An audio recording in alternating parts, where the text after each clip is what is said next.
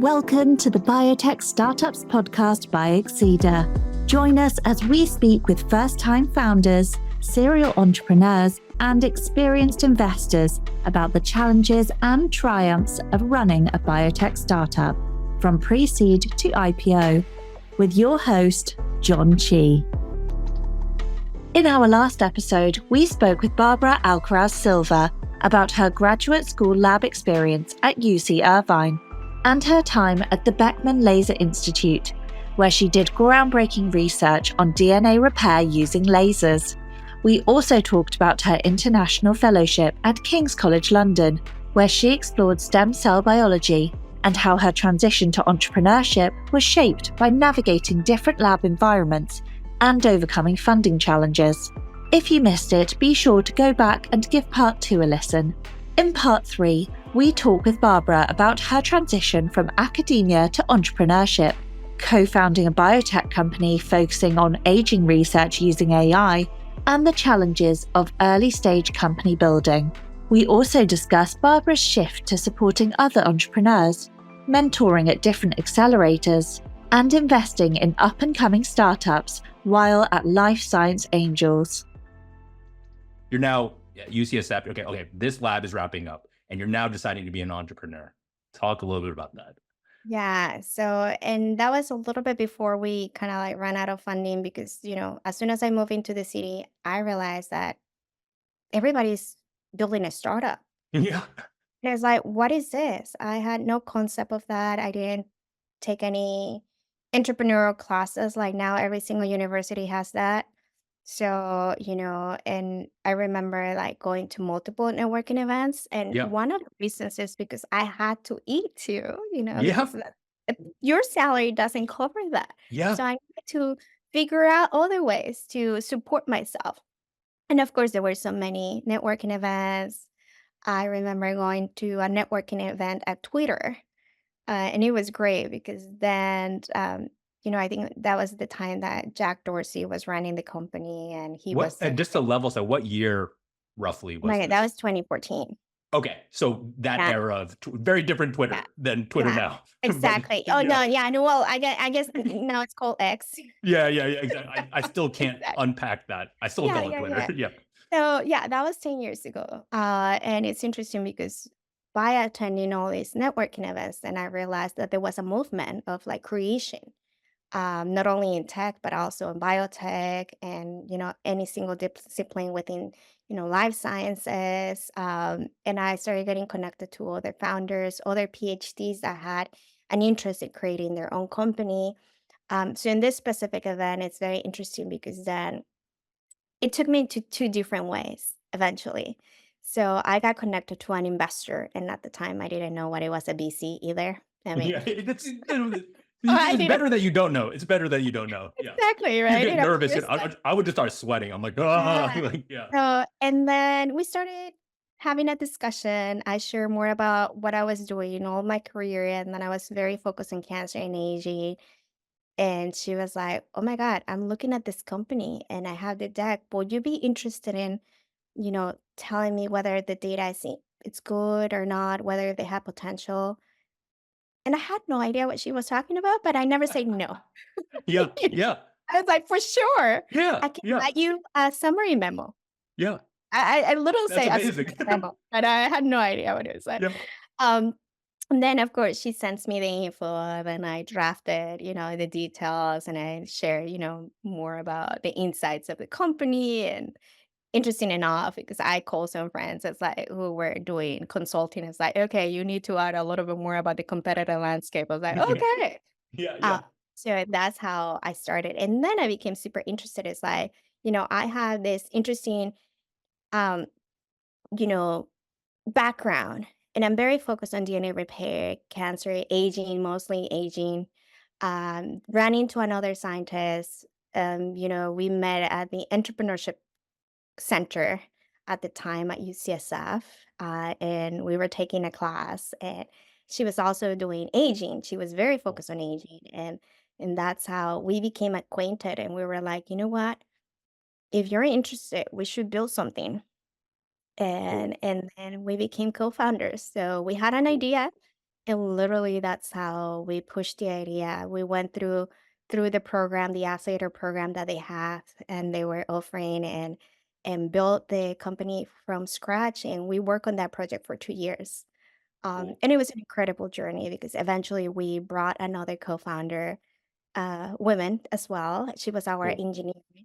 engineer, and what we were looking at, um, it was comparing chronological age versus biological age, and using, data and indicators as well, and we were using AI at the time, right? Where Yeah. now everybody is talking about AI, but it Yeah. was like it's It been was around before it was cool. Okay, everyone. It before was it like, was yeah, cool.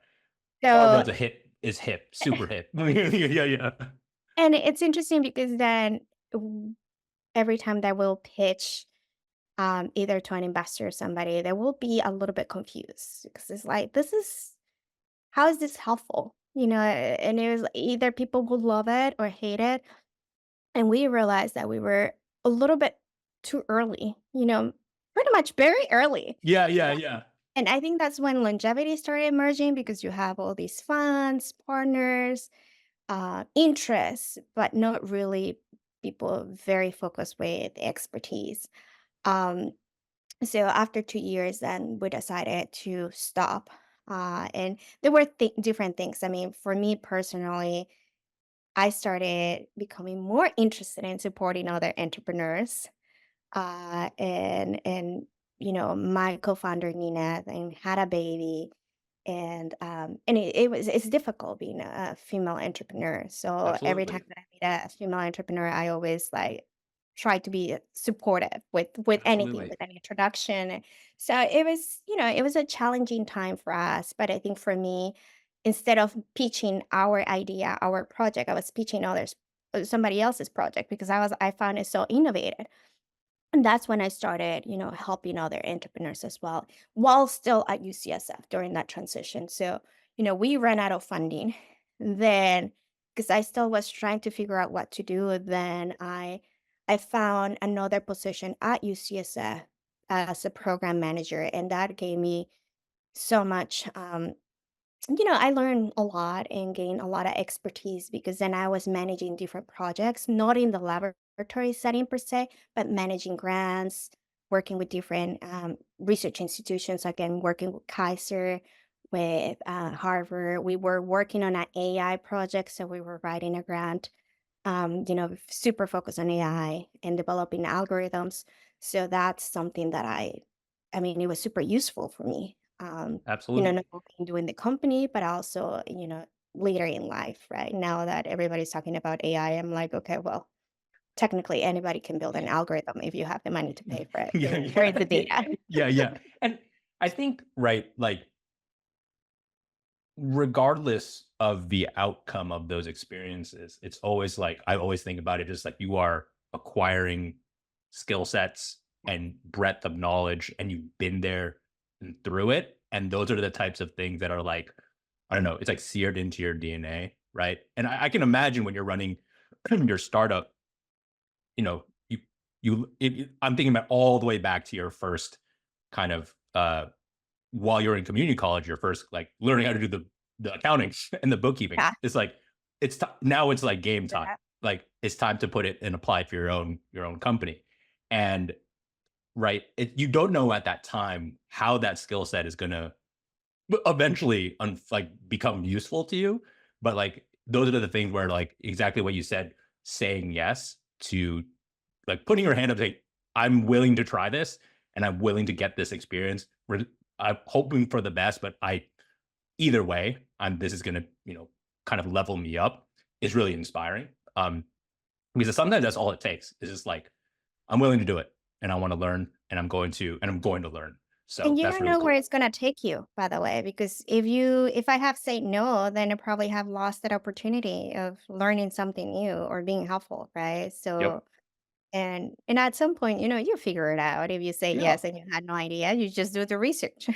Yeah, So, like, and yeah. especially nowadays, it's like it's an amazing thing. 'Cause I think back on like the kind of 2013, 14 era of like startup kind of creation, company creation, super different. Like Very super different. different. This is like and that's right around, right around the first couple of years of Exceeder. there were like YouTube had no entrepreneurship resources. Like people were still driving to Sand Hill Road to meet VCs. Yeah. Nowadays, you can do it over Zoom. Like, all of these, like a lot of the information was like kind of behind closed doors or just much harder to find. So it's like, you know, critically important to just like, especially back then, just getting as much experience as you can and trying to like put that arrow in your quiver. Um, and so, it sounds like with your startup, you're a project manager at UCSF, you are piecing together, like, I know you kind of manage collaboration with Harvard, Kaiser. You're managing a lot of stakeholders too.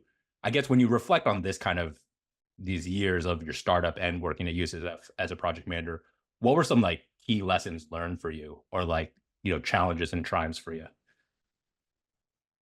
I mean, definitely, the key lessons is, finding good partners and collaborators, right? Because then later in life, you'll find that that's key.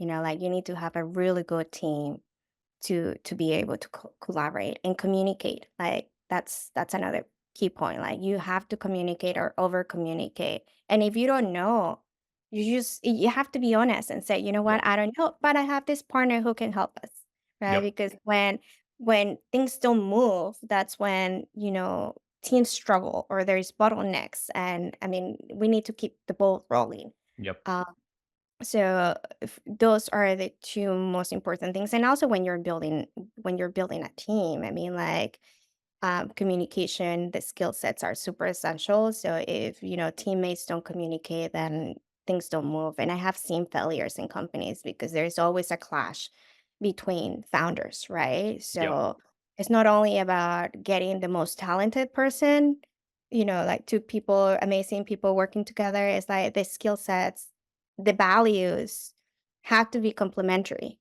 Do you Yep. guys have the same vision? Right. So I think managing projects at UCSF was super helpful for me to, transfer those skill sets into the startup.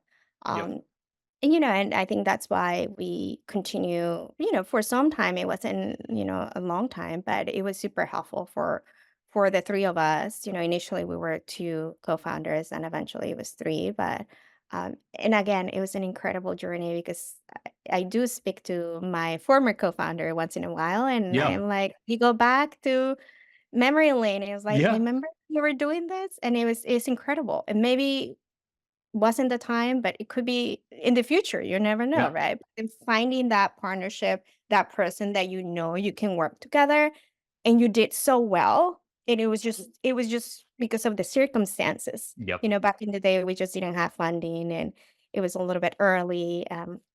So we always chat, and I always think about like, if we have done this before 2019, I will be in a different position right Yeah, yeah, and I now. think something that I completely agree because sometimes you can kind of, you're excited with the technology, you're excited at the prospect of starting a company. You can sometimes again override your gut that perhaps this co-founder relationship perhaps isn't the most aligned. And you're right, like I see it all the time as well, as like company death is very rarely from, the kind of the powers that be, the external. Is a lot of the time it's just like Sure. you're getting torn apart from the inside because you have a material disagreement with your stakeholder. And I'm thinking about when you were a grad student and you had an undergraduate, it's like you found alignment. You're like, what do you want? What do I want? Can we both make these both work? And the same thing in a company is like, what do you want? What do I want? Can we make this work? And sustainably and actually not be at each other's throats. Um, Exactly. and I Yeah, I know. think, It's a marriage. I mean, first of all, the passion needs to be there. yeah, People need to be aligned, as you mentioned. You need to have the passion, the commitment, because yep, it's exhausting. You yep, know, you are pretty much putting your own money there, um, and putting your own resources. But at the end of the day, it's a marriage, right? yep, So you need to think about, you know, if you have a co-founder, if you're building a company, this is a long-term relationship that and probably you're going to spend more time like with this person versus your significant other or your family. So yeah, Yeah, and I honestly, I think it's probably in America, probably easier to get a divorce like in a marriage than it is to do a company like break up. Like it's not an exaggeration that this is Sure. commitment is very, very like serious and long term. Yeah. And the other thing that really, I agree with and stood out to me is knowing when to say I don't know, but perhaps my colleague does know, and it's totally okay to say I don't know. Like that's not a sign of weakness. That's just like, hey, like my strength is here, not there, but I'm going to find someone who has that answer because that is their strength, Yeah. specifically their strength. So for any of the founders out there who are kind of like going through this and trying to effectively communicate, not a sign of weakness to not know. It Yeah. is totally okay.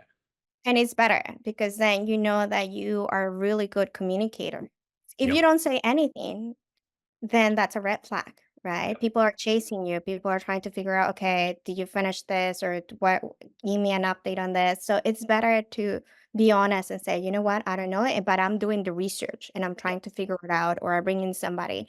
So Yep. that goes along the way. So yeah. in- Incredibly important. And so I know after this kind of era, you ended up advising, for the accelerator for in biotech and in medtech. Can you talk about your advisory roles for this accelerator? Yeah, and I ended up doing so many things. That wasn't the only thing.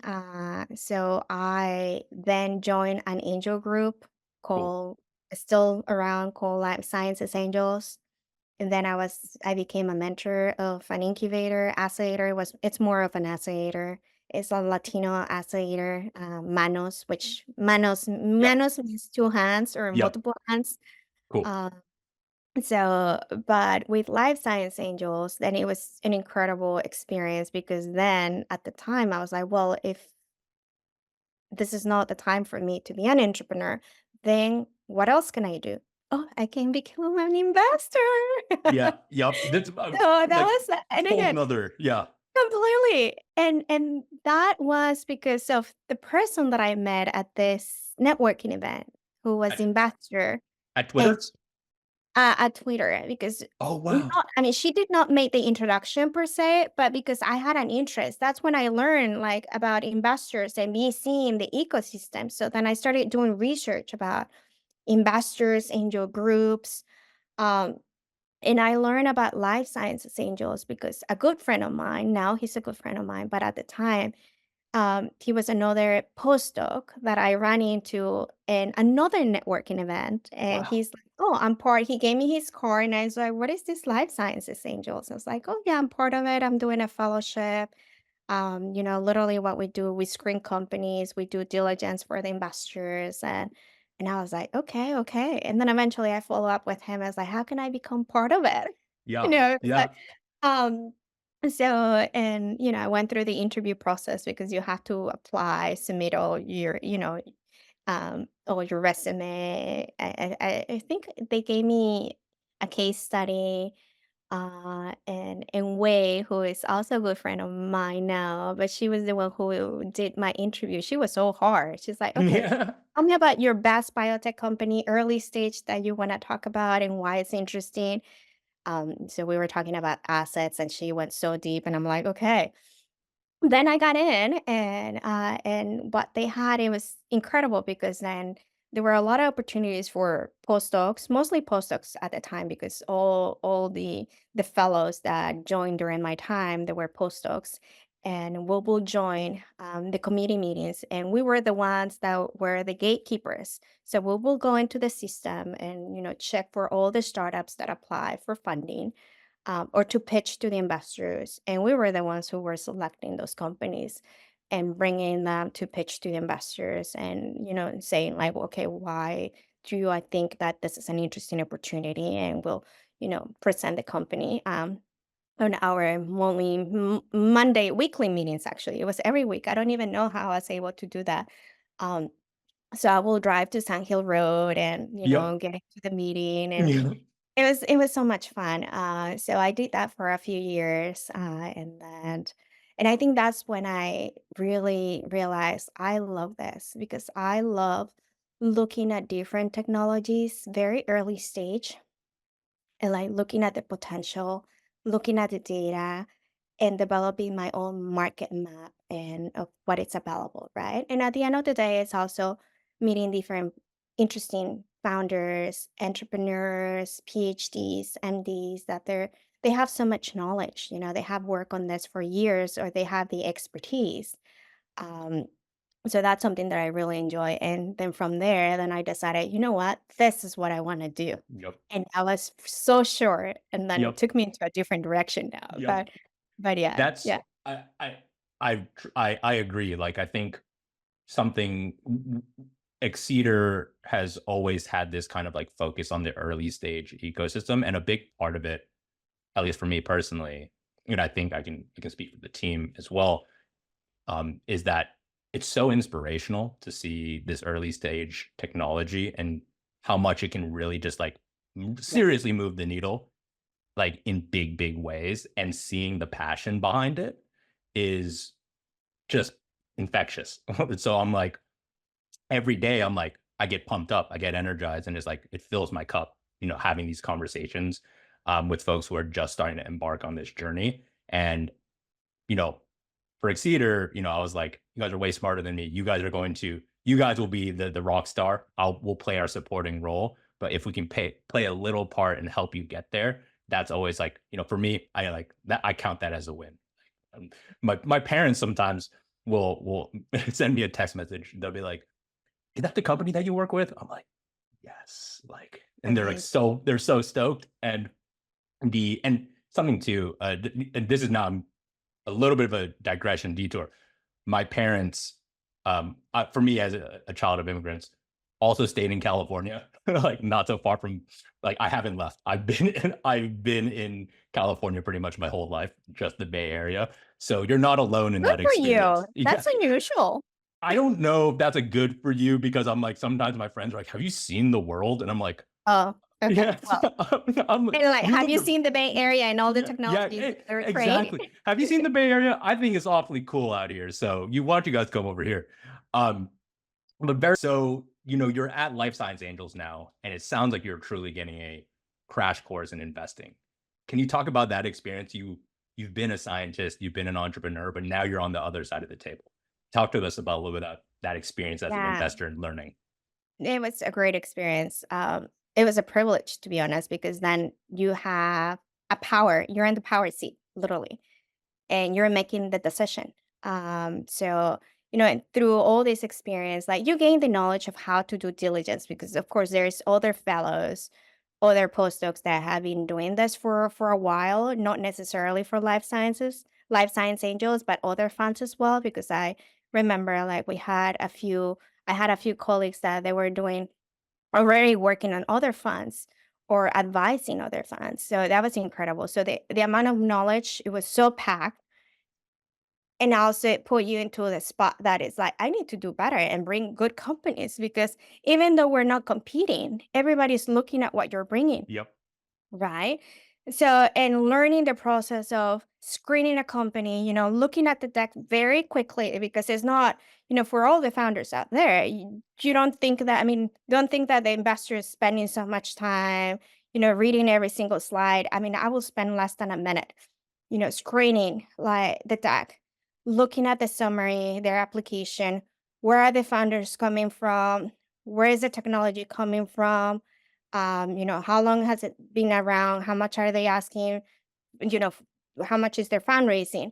Um, and all of that, and putting it together is small summary and bringing the company to present. And of course, once you screen it, then I will call the founders and like learn more to, do a little bit more diligence and get to know the team, and then make a decision, and then bring the company to pitch. And after, the because the company will present and we will drill them. And Yep. it was so funny, because then there it gets into a point that, because everybody has science background, that is like, Yep. you need to stop asking all these scientific questions. Yep. It gets into a point that we actually are making a decision, because what they're developing, it's gonna make an impact in the market or patients' lives. Like, let's stop there. Yep. And I do remember there were some interesting companies that, the diligence never stopped and we lost the deal. Like we never and decided not to invest because we just keep, asking so many specific questions about the technology and the science. And then I remember that company, I brought a company that ended up eventually acquired for a lot by one of the big pharma companies. And then I was proud because I was like, okay, I did a good job, even though, they didn't end up investing. Um, so it was a great experience, and then allow me to meet other founders, uh and make more colleagues, because a Yep. good friend of mine now, he was in this biotech company. They were developing assets for oncology. Incredible presentation. I brought the company, they did so well, and they answer every single question. And of course, it takes a little bit more capital to, to fund a therapeutics company, and you're presenting to an angel group, so it's sometimes it's most of the time it's not a fit, right? Um, so. And I remember I had to go back and tell him, no, thank you, but no, we're not. And they thought that they did so well that we were gonna fund the company, and I was the one who told them no. And it's interesting because now he's an investor. Yeah, yeah, yeah, yeah. The And tables we have got turned. together, and because people ask us, "Hey, how you guys met?" Well, technically, I pitched to Barbara, and Barbara said no to me. So, Yeah, yeah, yeah. you He'll know, never forget. Oh, exactly, Yeah. and he's doing so well. He ended up working in an interesting biotech company, then in a big fund, and now last year he joined into another very good fund. So yeah, and I'm That's sure amazing. I can say his name otherwise, and I'll text him. But his name is Yeah. Eric Gomez, who was at Mubadala Capital for a while, and now Cool. he's at the Colon Group. Very Uh, cool. when I met him, literally, I was the one who said no to him. Like, we're Come. not gonna fund your Yeah. company. Sorry. Come full circle. Exactly. The something that really stood out to me kind of as you were describing your experience. The first one is for founders who are on the fundraising kind of motion. It's like effective communication. Like how quickly can you convey on a Yes, deck to an investor such a that it would message. tee it up the next meeting? Because I like think depends, right? Depends. Because most of the funds, they have a lot of support associates that are screening all those companies. Ideally, it's better if you connect with one of the partners, right, of the fund or whoever you're pitching. Um, the more data you add, it's better actually. The story needs to be sure, but the more data you add, like, okay, if you have multiple assets, and I think that's helpful, because if there is an interest, immediately we can dig in, or, and I'm no longer an investor, by the way. So the investors can immediately dig in and reach out. Because I'm being also doing the same research, asking to other investors, because now I'm now Switzerland, yep, where yep, I support founders and I support investors too. yep, And I do research both ways, figuring out, asking the investors, okay, do you think it's better for a founder to add, how long the pitch needs to be, and like, is it better if they add more data? And most of them, they said, yes, please go ahead and add more data, right? yep, And it's not because they're gonna steal the idea. It's just more about they wanna get to know exactly what the company is developing quickly, though. Like, yep. they can screen if it's not interesting, but if it's interesting, then they spend more time, right? Absolutely. And I think something too, and maybe I just want to like just clarify my commentary. Don't make it so simple that it doesn't have data. Like, but Exactly. but more of like how can you efficiently communicate, like as simple as possible, but not any simpler. Like try to Exactly. distill. And there's another thing too that for and as a former bench scientist, I way back when didn't appreciate the importance of like a good like deck design and like having it actually be like interesting and captivating visually. Because that's another way to stand out is like having great design because you kind of tap. Jake Glanville talks about it. Jake, his mother is an artist, so he lived up in a kind of like an artistic kind of environment. But having a deck that not only has the data and is really effective in communicating, but beautiful design will really make you stand out when, an investor is probably getting 150 decks, Thousands of, yeah. like Oh, thousands. It's not even thousands. Yeah. How, thousands how, of, like, how do yeah, you even stand out? yeah, And so let's not, as scientists, I know it's easy to just be like, just the data, that's all that matters, but there's like other elements yeah, too. And for also sure. in company building, that's like, I'm starting to kind of extrapolate a little bit more and more, is that science got to be sound, the science and the data's got to be sound, but also the team chemistry, like all of these other elements of like company building are, what the investor wants to know. Like, does this team have the ability to go the distance? Like, clearly the science is very good, but can you get it into the clinic and beyond? That's a long time. Yeah, Like, and like, you got to understand operations, you got to understand finance and hiring and all these things. So it's like exactly. multifaceted. And I guess Yeah. the other for Eric, it's like, for kind of you giving him I the know we're initial drilling Eric. yeah, sorry, Eric. It's okay. The the element that I think founders, you know, look, saying getting a no when you're like pouring your heart into your company sucks. I won't even like Yeah, pretend that it doesn't suck. It sucks. But if it makes any founder feel a little bit better, it's that investors also have their own theses. Like, they're like you said, like, oh, that's like really capital intensive. That's a therapeutics company. We don't like that. SF for the longest time has been a software town. I mean, it still is, but with software, you don't have like, you don't need a massive lab space with a bunch of yeah, equipment and plowing R&D into, a pipeline asset. So you can imagine that you need to find alignment with your investor too, where it's like, if this investor doesn't like capital intensity and what you're pitching is capital intensity, maybe it's just a bad fit there. Like, maybe you don't fit into absolutely. their bucket, and that's okay. Yeah. Yeah, and especially for founders, I mean, doing the research ahead of time because, especially when you're building your company for the first time and you know that you need to reach out to investors, you need to do your own diligence. Who is the partner that I need to talk to? Even who is the fund that I need to talk to and whether if they're a fit, right? And there's Yep. great tools out there, like they can help you to do the research, maybe also connecting with other founders to figure it out because a lot of the support that we do or now I do is, making that connectivity. And sometimes the founders they come to me and I'm like, you know what, you're not a fit for this Yep. fund. Why are you pushing yourself to pitch to them? They're gonna Yep. say no to you. Yep. So it's a lot also on their part, but you don't know until you start trying, right? Yep. So building that community of support is super helpful. So, Absolutely. and sometimes it's great because then once somebody else helps you and they say, oh, by the way, X and Y, C fund, they're super helpful and it's a perfect match. However, they invested in a similar company, or maybe they have appetite or they ran out of funding already because they, deploy their capital and now they're raising another fund. And I don't Yep. know. So it everything needs to be aligned and Yep. is and you have to do all the research and in order to get into that point.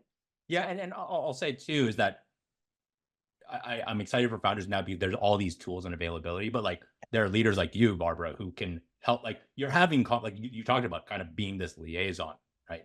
Working between it's the capital and the actual company, and you're making sure that, like, hey, like, just as a heads up, this like this is a hypothetical now. This is not a real, but it's like, hey, that fund doesn't invest here, or they're on the tail end of their fund. Perhaps right now is not the best time to do a pitch, but maybe look here, or right. And that saves everybody time. Like, it just makes for a far more efficient process. Because I remember early days, like, that was very hard to do. Like, in 2013, like, driving the Sand Hill Road and just banging on like Sequoia's Yeah. door and just being like, hey, I have an idea. And they're like, how, this doesn't fit into any of our buckets. And then you're like, okay, I guess I'm going to the next. Hey, The next. Excel, like, will you fund me? And now it's like, you can have this kind of support network and community, and also avail self-serve tools as well, which are very, very important. So you are now well versed in early stage investing.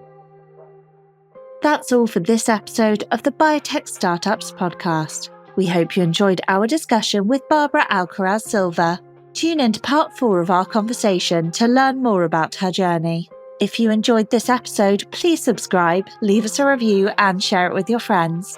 Thanks for listening, and we look forward to having you join us again on the Biotech Startups podcast for part 4 of Barbara's story. The Biotech Startups podcast is produced by Exceeder. Don't want to miss an episode? Search for the Biotech Startups podcast wherever you get your podcasts and click subscribe. Exceeder provides research labs with equipment leases on founder-friendly terms to support paths to exceptional outcomes.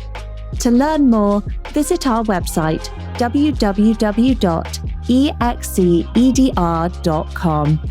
On behalf of the team here at Exceeder, thanks for listening.